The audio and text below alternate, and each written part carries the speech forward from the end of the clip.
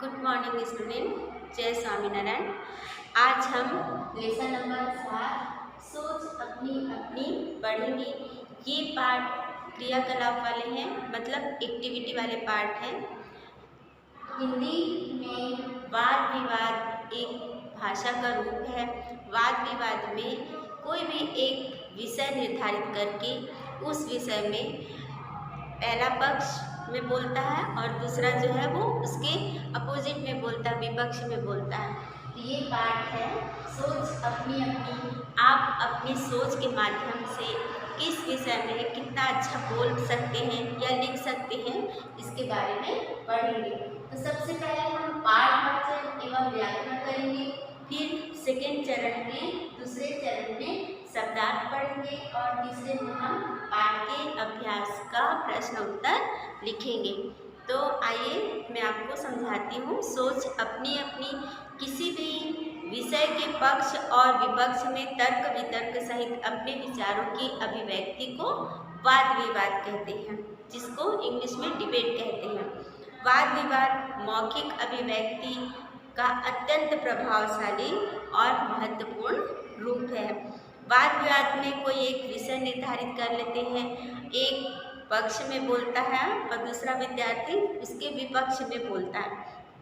तो आपके पाठ्य पुस्तक में चित्र दिखाए गए हैं, इन दोनों चित्रों में अंतर बता के आपको अपने विचार अभिव्यक्त करना है ना। दोनों चित्रों में क्या अंतर है, गांव तथा नगर के जीवन में क्या अंतर है, तथा तुम्हें कौन सा रुचिकर लगता है। रुचिकर मतलब आपको वहाँ गांव में या शहर अच्छा लगता है, उसके बारे में आपको लिखना है। क्या तालाब का जल पीने के लिए योग्य है, यदि नहीं तो क्यों।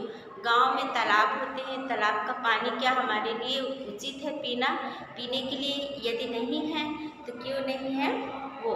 फिर नीचे एक प्रश्न दिया है, नीचे दिए हुए मुद्दों के आधार पर विज्ञान वरदान या अभिशाप, साइंस हमारे लिए कितना अच्छा है और कितना उपयोगी नहीं है, हमारे लिए कितना नुकसानदायक है, उसके बारे में आप बताएंगे। इस विषय के एक पक्ष पर अपने विचार कारण सहित प्रस्तुत करिए।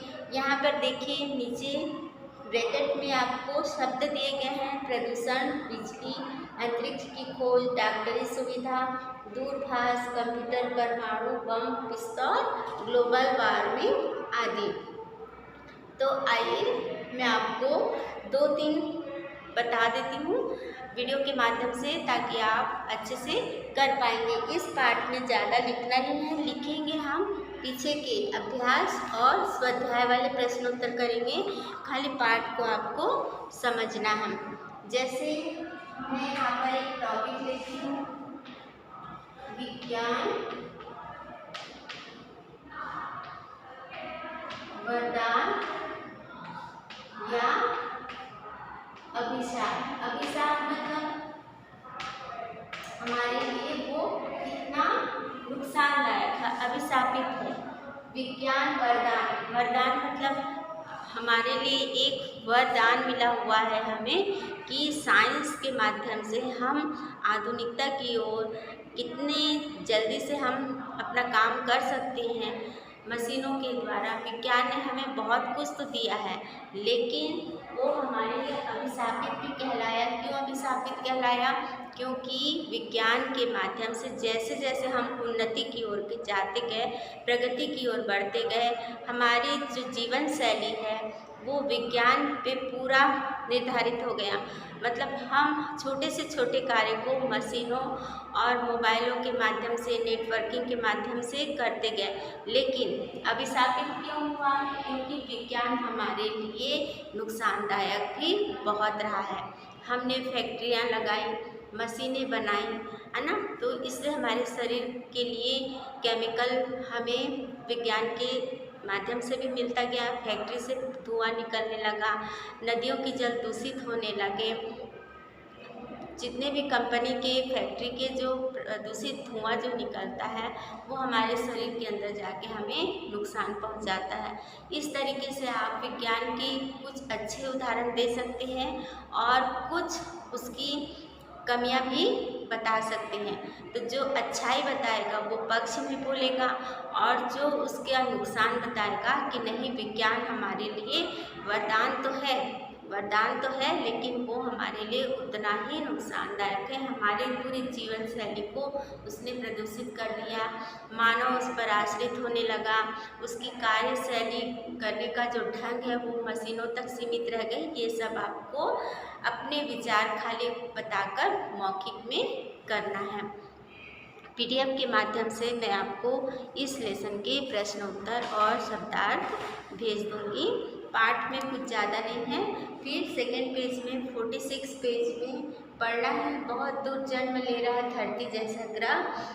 वैज्ञानिकों ने नासा में खोज की है कि धरती के जैसा ही, हमारी पृथ्वी के जैसा ही एक ग्रह दिखाई दे रहा है, लेकिन वो कितना दूर है? 424 वर्ष दूर है।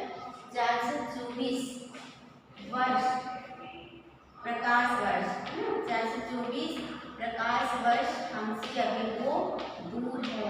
सिर्फ वैज्ञानिकों ने अभी वहाँ अनुमान लगाया है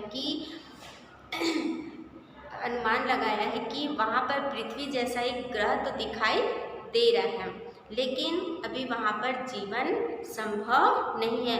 उसके लिए कम से कम 424 वर्ष लग जाएंगे, और वैज्ञानिकों ने बताया है कि पूरा पृथ्वी के जैसे वहाँ पर जीवन शैली पाने के लिए 10 करोड़ साल लग सकते हैं। तो 10 करोड़ साल बहुत ज़्यादा समय है। सिर्फ वैज्ञानिकों के माध्यम से पता चला है कि वहाँ पर जीवन संभव है। क्योंकि वहाँ धूल के कण पाए गए हैं, और उस ग्रह के चारों ओर किरण जैसी एक रिंग दिखाई दी है। तो आपको इस पैराग्राफ को पढ़ना है। अंतरिक्ष की किस घटना से वैज्ञानिक उत्साहित हैं?